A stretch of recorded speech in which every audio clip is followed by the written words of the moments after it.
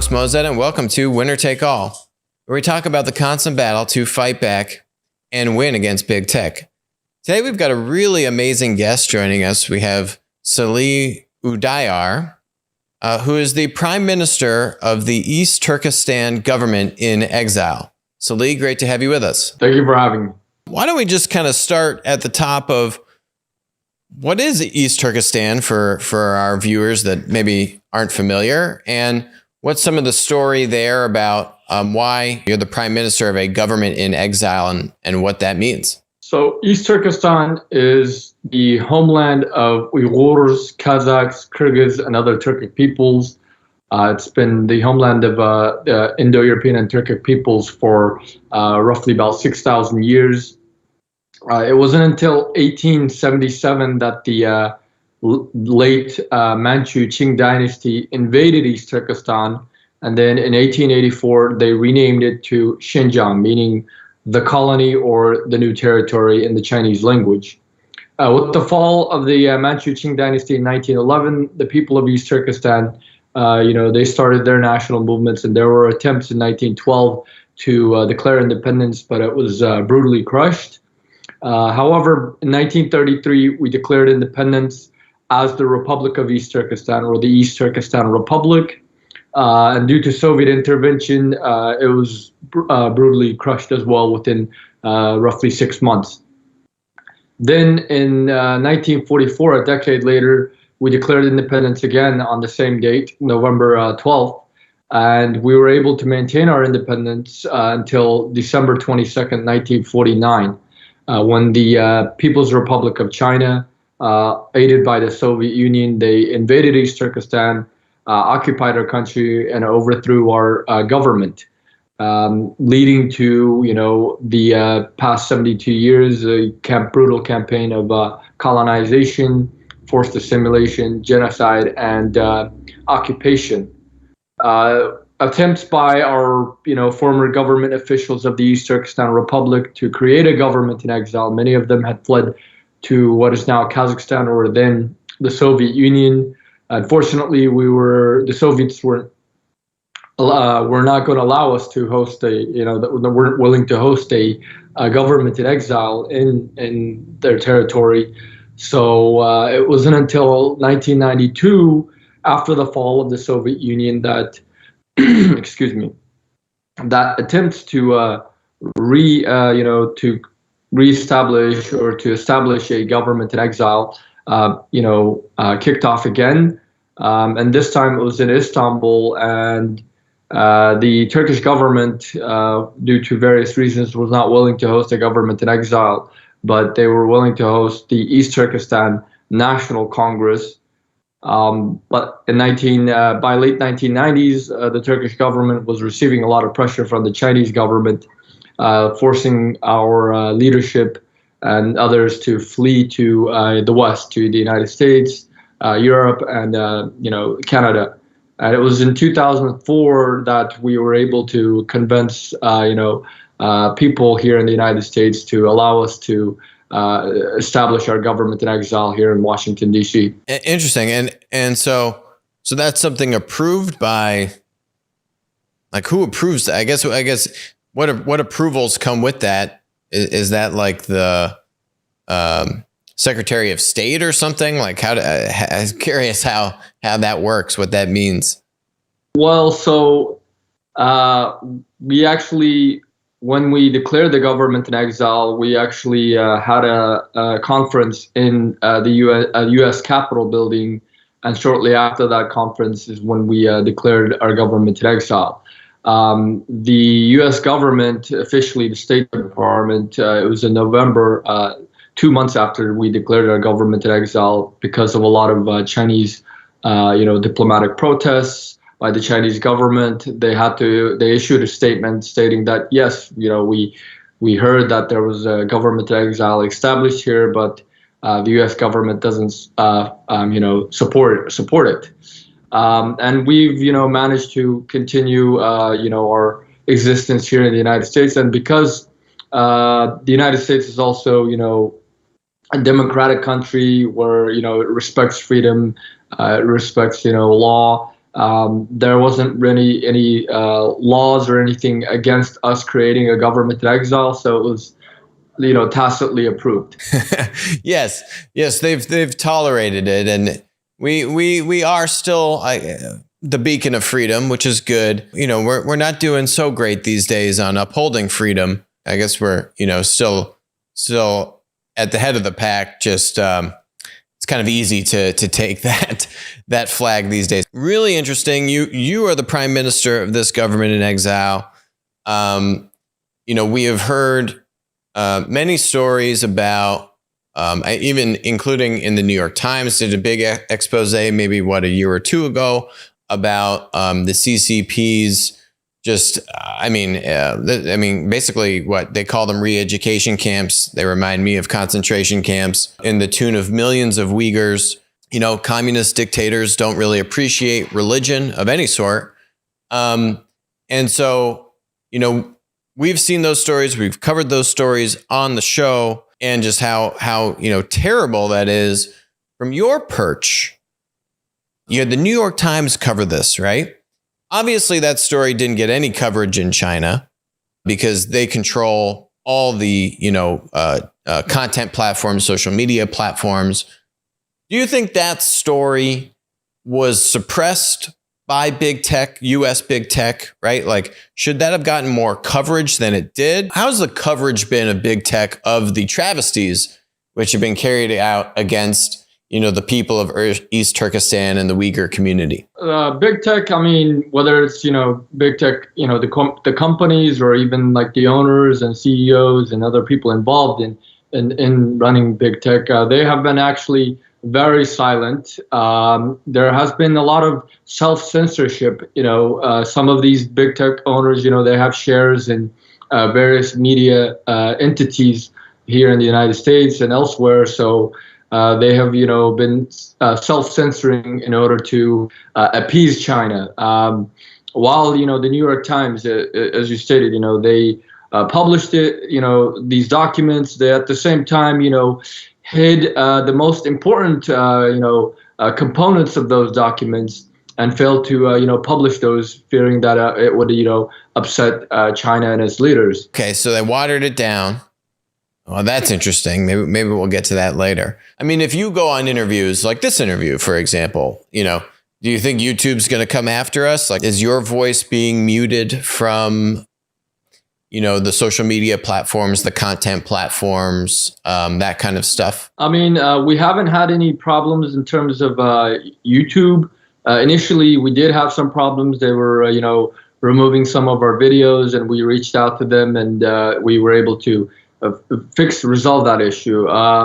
Twitter has been great. We are having some, problems in terms with Facebook. It won't let us run, certain ads, and even, we're not appearing on the search results as we should. Oh, that's interesting. So on Google search, I think you're talking about, the search results are not surfacing, all the information, or they're punting you down to the, bottom of first page, second page, that kind of stuff. Facebook kind of not giving as much coverage to certain topics, banning, ads, those kinds of things. All that, unfortunately, kind of seems par for the course. Frankly, I'm not surprised. Doesn't make it okay. Facebook lets, the Chinese government, its state media and various entities run ads on Facebook, denying the ongoing genocide.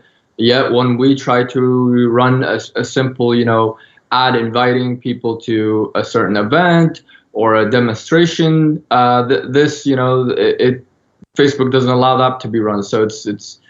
I just wanted to point out this double standard in terms of Facebook. And by the way, we're doing this interview over Skype, not Zoom. Zoom, obviously, the Chinese government listens to all the calls on Zoom. Any run-ins with Zoom? I personally have not used Zoom because, again, for security reasons and the fact that, I'm trying to boycott all goods and services that are made in China, especially those that are, affiliated in one way or another with the Chinese government. Zoom likes to say American company, even though that's not true. TikTok, on the other hand, very clear. Chinese company through and through. TikTok definitely, right? Helping to promote China's view or the CCP's view of what they want people to think is going on over there. Any stories you have about TikTok? Yeah, I mean, a lot of TikTokers that were sympathetic about the Uyghurs, they try to post videos in TikTok. Many of them, have been removed. Their videos have been removed. Some have even been suspended. And in, TikTok's Chinese version or Douyin, like, for example, some of the videos showing the forced transfer of Uyghurs, the forced labor of Uyghurs, had been uploaded on the Chinese version of TikTok. And as soon as we, tried to highlight that, they all got removed. Those accounts were deleted.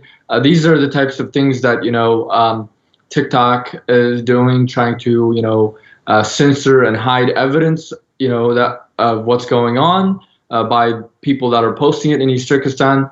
And then outside of East Turkestan, across the world, people like average people who are just trying to, inform others, they are taking down their videos and they're censoring them as well. Yeah, and then they send the 50 Cent Army after you, which our videos have gotten 50 Cent Army. We talk about 50 Cent Army on the show a lot, but the 50 Cent Army probably has like a whole wing. There's probably a whole department. I say it jokingly. It's not funny. I don't mean to make jest of it because it really is a travesty what's happening to the Uyghurs and in East Turkestan here. But I guarantee there's probably like a small army of people in the 50 Cent Army in China, and all they do is comment and try to shape public opinion, in away from having people think anything bad is actually happening over there, right? I mean, it has to be a massive force of labor to do this at the scale they're doing it. Yes, like the 50 Cent Army, I mean, like in certain videos that we posted, there was an event in, I believe, 2019 or 2020 where I spoke at the Committee on the Present Danger here in Washington, D.C., and we took that clip of my speech, and as soon as we uploaded it onto our Facebook page, within less than half an hour, we had 4,000, troll comments by, the 50 Cent Army, just, trying to call us liars, all these different things. I mean, it is impressive and scary how good of a job China does to control this kind of information narrative. On the show, we talk about it, that we are actually in an information warfare currently, right? We are at war. It's an information warfare today, not tomorrow, but today. We are in it. I just, a lot of people don't know. I will say, on the positive side, many, I think tens of millions of Americans are waking up to the fact that they are trying to be controlled, by forces like the CCP, by big tech, by the mainstream media. And, that to me is the silver lining. But it is crazy to think about the amount of resources that China is going to try and shape this narrative around the Uyghurs and what's going on in East Turkestan. Yes, I mean, the East Turkestan problem, as I mentioned, it's been an ongoing problem. It's part of the ongoing Sino East Turkestan conflict that has been waging for the past 100 years. And East Turkestan, which I forgot to mention, is roughly 1,828,418 square kilometers, or roughly 2.5 the size of the state of Texas. It's rich in natural and mineral resources from oil, natural gas, coal, uranium, gold, silver, copper, tungsten, and even, Bitcoin. Much of Bitcoin's mining is actually happening in East Turkestan, which many people don't know about. Even, the polysilicon, which is used for, solar power, building, solar energy. Over 20% of the world's supply comes from East Turkestan alone. Over 80% of China's cotton, production, which is roughly about 22% of the world's cotton production, comes from East Turkestan alone. And it's the cornerstone of China's, grandiose plan for global, domination, the Belt and Road Initiative, the East Turkestan is the cornerstone of that. And this is why when Xi Jinping in 2013, when he unveiled the Belt and Road Initiative and his goals for rejuvenating the Chinese nation and achieving the Chinese dream, he started by labeling Uyghurs as terrorists, as barbarians, and as weeds that needed to be eradicated. And this is where in 2014 you had the start of essentially these concentration camps where millions of people were slowly being locked up in. There's really no justification for what they're doing. I mean, there can't be any justification for what they're doing with these camps. Is there any positive role that, let's say, U.S. or non-Chinese tech companies are playing in this fight against the CCP, whether in China or outside of China? Like, is it even possible for any non-Chinese tech companies to influence any sort of opinion or enable any sort of communication inside of China? Like, I mean, you probably don't even want to tell me if there is, right? Because then they'll go and shut it down. But is there any positive here from how Western tech platforms have been able to help you accomplish your goals? So one of the things I can only think of one, real example, and this is the Chinese government has been effectively, trying to not only, destroy our culture, but also our language, and as part of its ongoing genocide. And there was never, a Uyghur. Google didn't have Uyghur as part of his, Google Translate platform. But they recently, I believe it was last year, that they were finally able to put the Uyghur language into the Google Translate. And this also helps, the many Uyghurs that cannot, that doesn't understand, English. Like in the United States, for example, we have about 10 to 15,000 Uyghurs out of our diaspora of over 1.5 million, and majority of Uyghurs, they can't get their voices heard, so everybody just writes in Uyghur. But now this will enable having Uyghur Translate in Google. This will enable their stories to be read by anyone really, even whether it's posts, letters, whatever it is on social media. People can just copy and paste that, put it into Google Translate, and understand what the Uyghurs are going through, what they're saying, and vice versa. It helps Uyghurs who don't understand English, and vice versa, read what certain news and understand what how the international community is reacting to our issue. Yeah. Okay, that's a good example. I like that. Some positivity, always good to have some positivity and optimism. And so let's kind of shift a little bit to the Olympics. The Olympics are coming up, and you are leading a boycott against the Olympics, which I must say I actually love for my own selfish reasons. I want to hear your reasons, and then eventually I'll get to my reasons also. But why are you boycotting the Chinese Winter Olympics? Right now, we're facing a genocide. I mean, there is no doubt what's going on is a genocide. The U.S. government has recognized it as a genocide.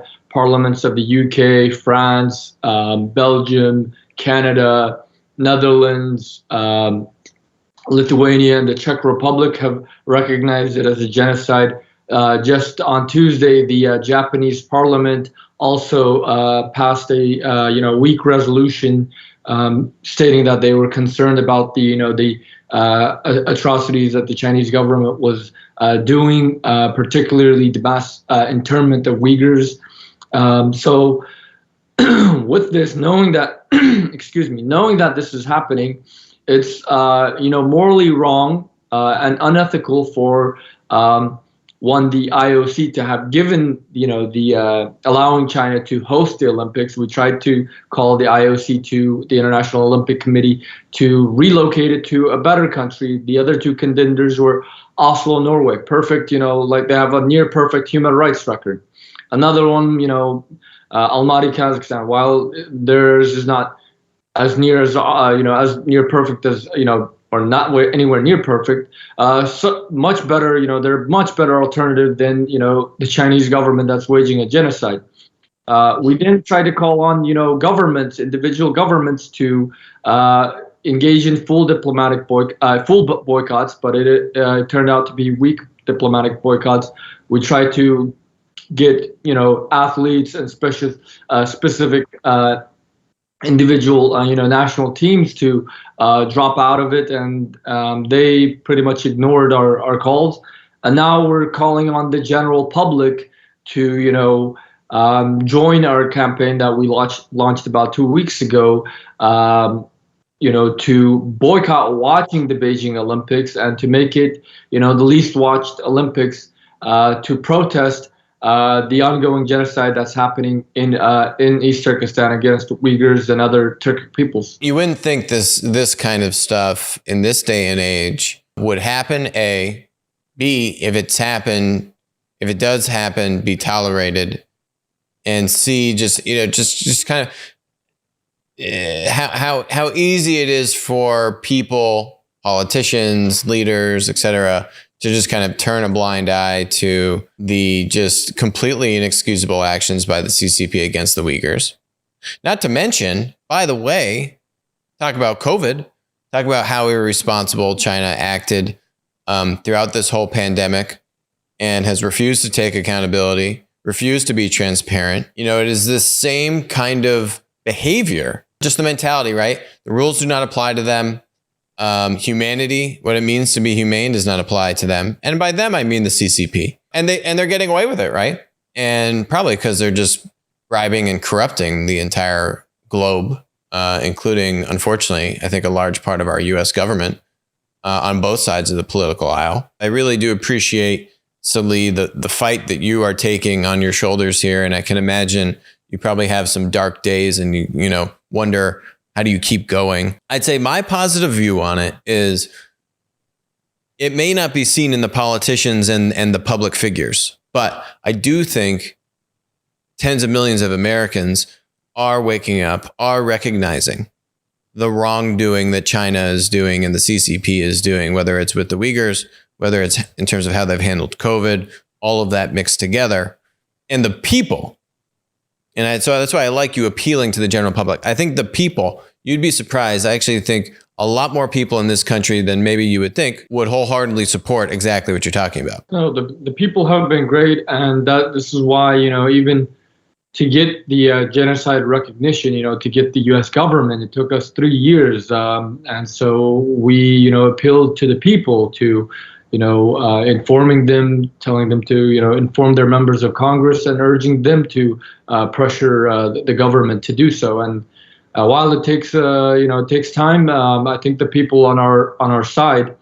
And another thing that I forgot to mention earlier is, yes, governments have recognized this as genocide. They have, condemned what's happening. They've condemned the Chinese government.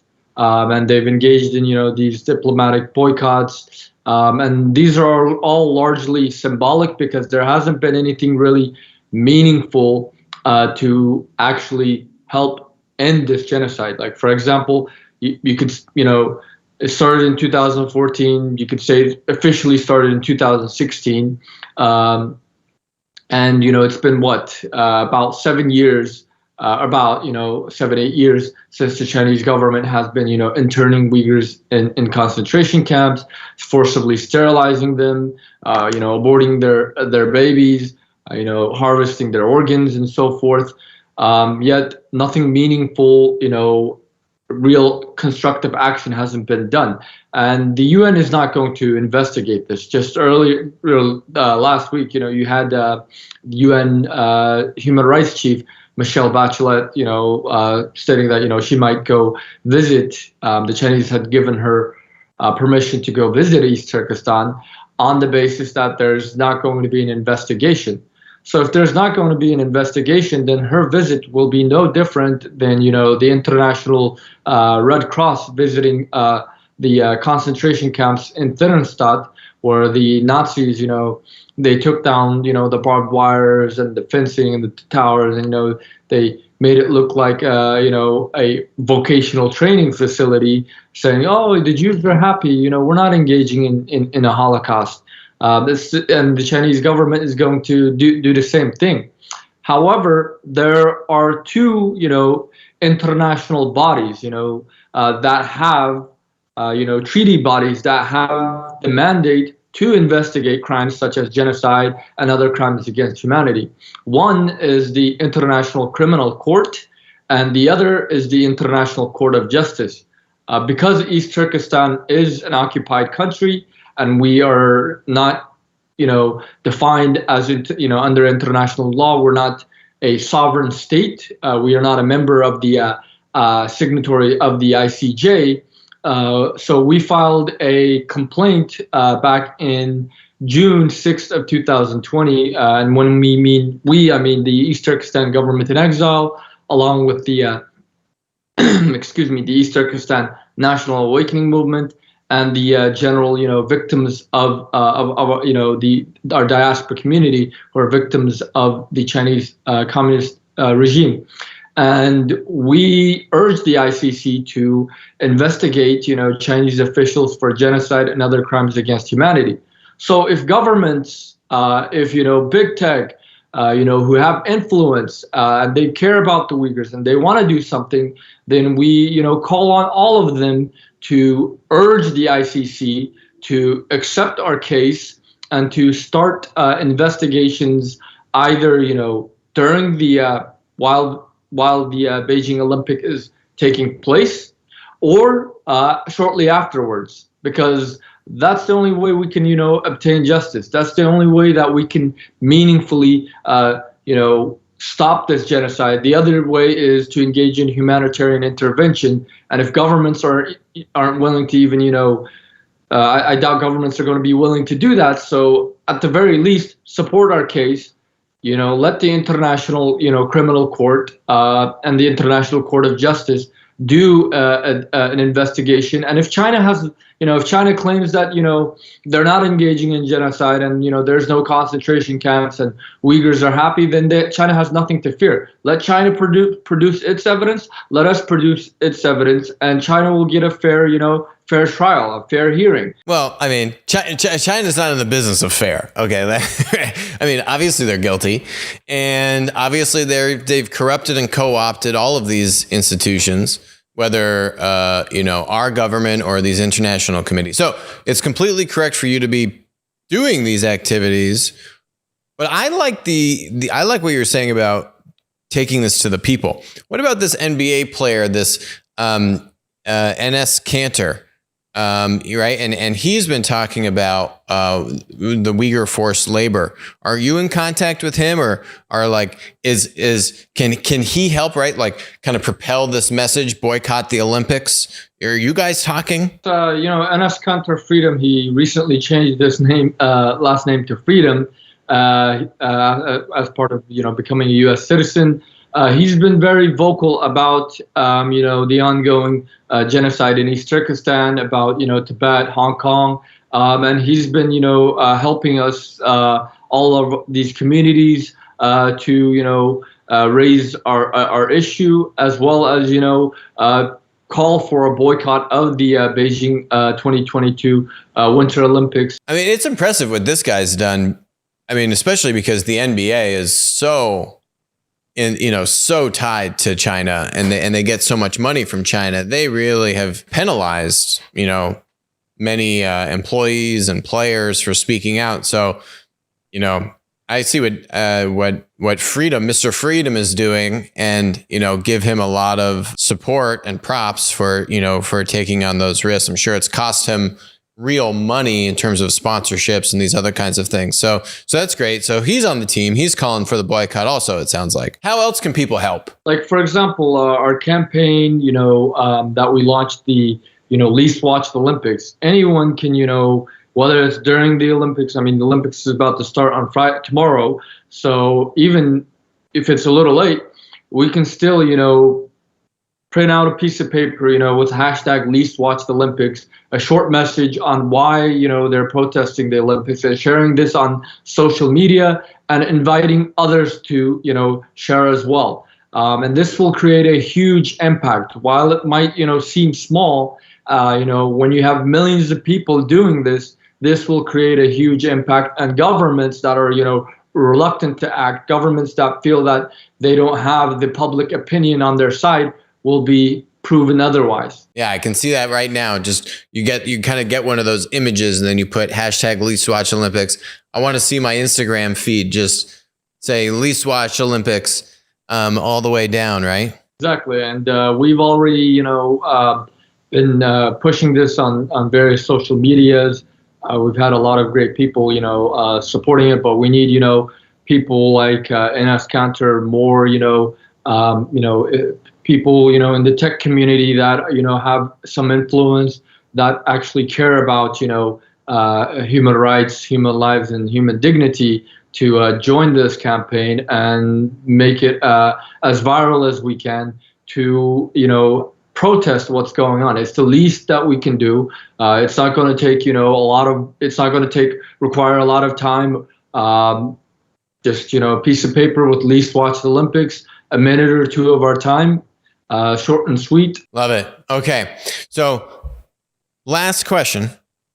And then I think, you've been very generous with your time. What was the thing in the New York Times report which they did not put in, right? You said they didn't even put in the most damning information. What did they kind of whitewash away here? So one of the things that they whitewashed away is the fact that, Xi Jinping, the Chinese president Xi Jinping, is directly responsible for it. Like, there were secret, documents, internal documents of his speeches that he gave back in 2014, ordering government officials to ensure that, we are, stamped out like, that we are like weeds, and that they need to ensure that, 30% of our population is locked up, and if necessary, 30%, kind of needs to be killed, and the other 30%, they need to, indoctrinate and ensure that they become, loyal Chinese citizens, and by all means, hide this, deny this at all levels, and prevent Uyghurs, whether they're inside or outside, from speaking out about this. It highlights that before, like, in the way it was saying, oh, the regional government did this. Now the regional, the so-called autonomous region government, it can't do anything without, the central government, like Beijing's, approval or command. So this came directly from, Xi Jinping, and they didn't want to, they felt that if they highlighted that fact, it might further upset China. So they tried to, water it down and saying, oh, the regional government, officials at the regional government, they have been implementing this, when it really it's right from the top. Yeah. And I mean, makes no surprise. This stuff does not happen. I've come to realize there's no coincidences in life. This stuff doesn't just happen. Oh, some regional district took this upon themselves. No, it came right from the top. You want to know what else came right from the top? Because I've been reading this book called Ordinary Men, written in the 90s, following this police battalion in the Nazi police force. And it tracks the evolution of this police battalion, which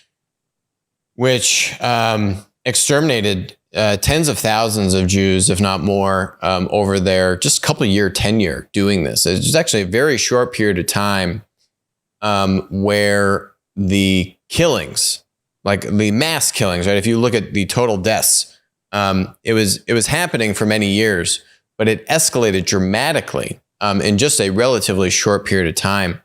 And so it tracks the story of this police battalion called, Ordinary Men, and how kind of you do a little bit of something that's bad, and then you do a little bit more, and then you do a little bit more, and then you do a little bit more, and then you do really, really, really bad things. And it kind of just, the psychology of it's so insane. But long story short, those directives, what happened to the Jews and other minorities in World War II came directly from Hitler and Himmler, his lieutenant. This was not, relegated down to some, like regional head who decided to do this. This was directly from the top and then executed in mass. So makes no surprise to me that this comes directly from Xi, and it's just such a travesty. So Salih, thank you so much for coming on today and joining us, sharing some words.